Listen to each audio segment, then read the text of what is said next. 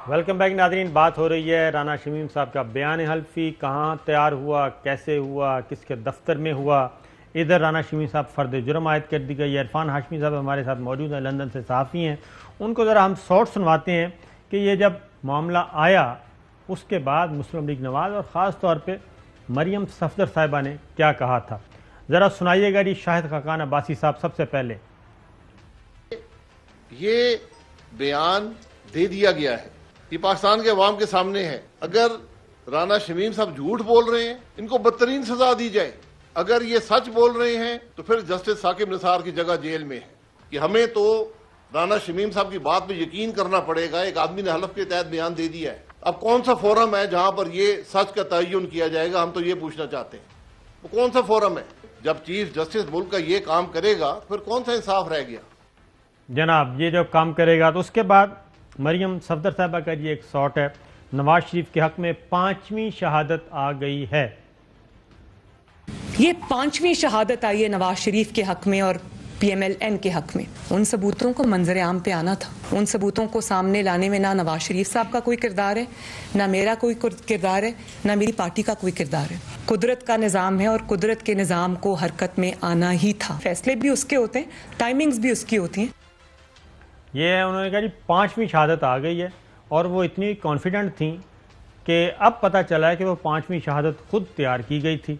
और जो चीज़ खुद तैयार की जाए उस पर कब डाउट होता है इंसान को। और इतनी मेहनत से तैयार की गई थी, इसमें कोई झोल उनके ख्याल में नहीं था, लेकिन पकड़े गए दोबारा। मरियम नवाज साहिबा का एक और शॉट है जी, वो भी सुनवा दें। जब वो सच सामने आ रहा हो और कुदरत सामने ला रही हो तो आपको फिर उस सच का रास्ता नहीं रोकना चाहिए। गिलगित बल्तिस्तान के चीफ जज थे, उन्होंने कहा कि मैं भी कुरान पे हाथ रखता हूँ, साकिब निसार साहब भी कुरान पे हाथ रखें और फैसला कर लें कि झूठा कौन है और सच्चा कौन है। तो जो सच्चा था उसने ये बात कर दी, वो जो झूठा था वो दौड़ गया। जो सच्चा था उसने बात कर दी, जो झूठा था वो दौड़ गया। मैं उसके बाद ख्वाजा आसिफ साहब को सुनिए। अदलिया एट द हाईएस्ट लेवल जो है, आला तरीन सतह के ऊपर वो कॉम्प्रोमाइज हुई है। ये सामने आ रहा है आपके आईनी अदारों के ऊपर एक सवालिया निशान आ गया हुआ है। तो इस वक्त तो आईनी जो एक इमारत है पाकिस्तान की, वो जमीन बोस हो चुकी है। कोई इमारत थी, उन्होंने कहा जी ज़मीन बोस हो गई है। अब इन सारों की आपने गुफ्तगू सुनी और कॉन्फिडेंस लेवल भी आपने देखा, और उसके बाद ज़रा वो दोबारा सुनवाइएगा जी कि नोटरी पब्लिक क्या कह रहा है। True and genuine paper it was. Ji forensic. You might be talking, I haven't read them in enough detail, these reports, but you were something quite big that helped Nawaz Sharif, because I could just tell from the reaction of everybody around. I got called to do it. I couldn't, I was just too busy to actually even read it. I mean, I just read it briefly, I didn't read it properly. I got copies on my phone of it. Actually, I was in Nawaz Sharif's office. Moblage. Very, yeah. That is one of his mates, you know what I mean? When Nawaz Sharif's Prime Minister, you know, I make you the head judge in Pakistan, that type of thing, and you'll be the head judge for whatever, 10 to 15 years. So it's like one of his friends, you know. ये आपने इरफान हाशमी साहब सारा कुछ सुन लिया, तो अब बताइए कि आपके पास जो कुछ है और जो कुछ इनका क्लेम था, तो ये तो सारी इंजीनियर्ड कार्रवाई थी, इंजीनियर्ड डॉक्यूमेंट तैयार किए जा रहे थे। देखिए सर, ये मैं दोबारा फैक्ट्स के ऊपर बात करूंगा, और अब तक की जितनी भी रेवोल्यूशंस हुई हैं, कोई एक भी इनके हक में नहीं जा रही। और बहुत ही इंपॉर्टेंट है यहाँ पे ये चीज मेंशन करना कि आपको याद होगा जब 26 दिसंबर को खबर आती है तो एक इंटरव्यू हुआ जिसमें चार्ल्स गद्री साहब ने, गालिबन टेलीफोनिक इंटरव्यू था, उसे फिर एक अखबार ने छापा भी। वो ये कहते हैं कि इट डजंट मैटर कि ये चाहे हाई कमीशन में साइन हो, चाहे ये चार्ल्स गद्री के दफ्तर में हो, चाहे मार्बल आर्च में हो, ये कानूनन सब कुछ किया गया है। अच्छा, अगर इससे फर्क नहीं पड़ता तो फिर इसको छुपाया क्यों गया?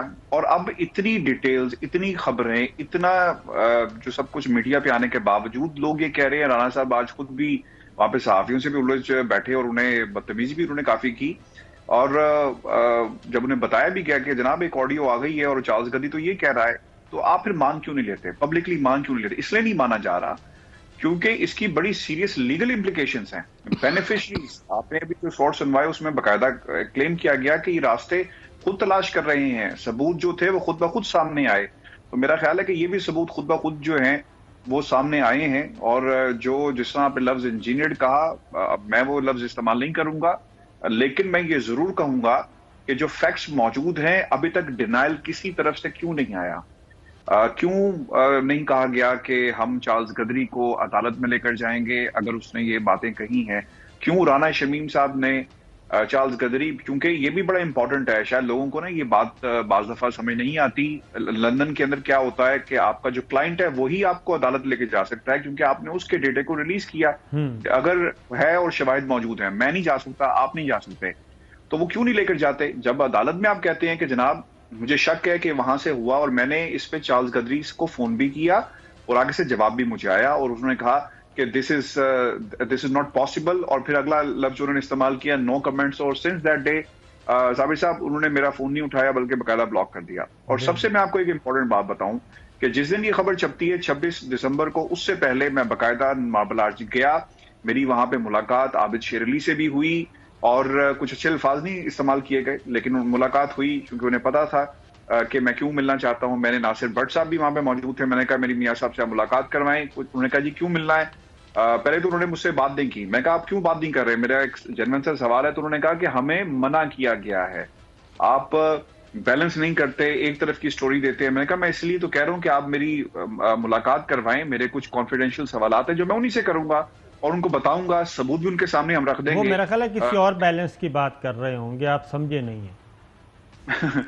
مجھے نہیں پتا وہ کون سا بیلنس تھا, لیکن انہوں نے سر ملاقات نہیں کروائی.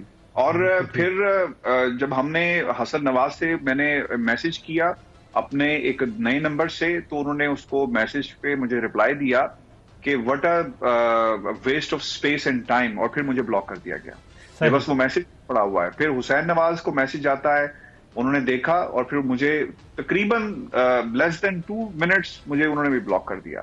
کیونکہ جو سوال نامہ تھا, یہ بھی میں آپ کو بتا دوں, سوال نامہ حسن نواز کے لیے بھی گیا, حسین نواز کے لیے بھی بھیجا گیا, نواز شریف صاحب کے حوالے سے بھی بات کی گئی, کہیں سے ریپلائی نہیں آیا, اور ایون ٹوڈے آج تک ریپلائی نہیں آیا. کیونکہ اب میں نے میں تو ابھی اور بات کر رہا ہوں عرفان ہاشمی صاحب, اب کچھ عرصہ سے رانا شمیم ہو یا اس قسم کے جن کے انہوں نے بیانات گڑے ہیں نا, اب ان کا کوئی ذکر نہیں کرتے, اب اور چیزوں پر چلے گئے ہیں.